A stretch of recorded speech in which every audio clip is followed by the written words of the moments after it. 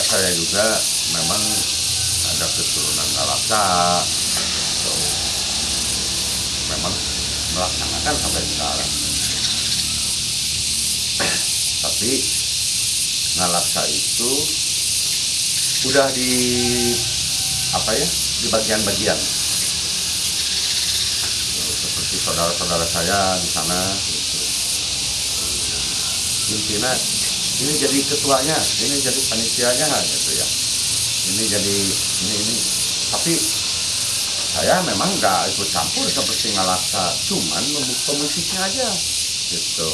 Tapi kalau saya nggak bisa memusik Tarawangsa, pasti di acara Ngalaksa itu saya ikut campur menguruskan gitu. Tapi kalau ada masalah pasti nanya ke saya, saudara saya juga, gimana ini kurang apa, ini kurang apa gitu. Itu urusan tradisi itu Ngalaksa atau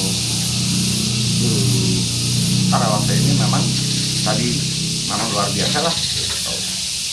Luar biasa.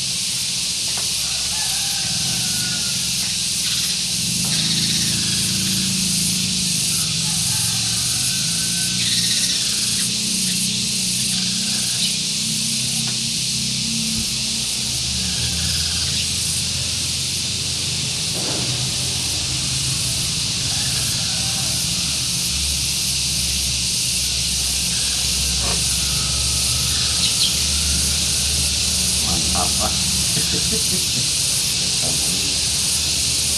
nanti kalau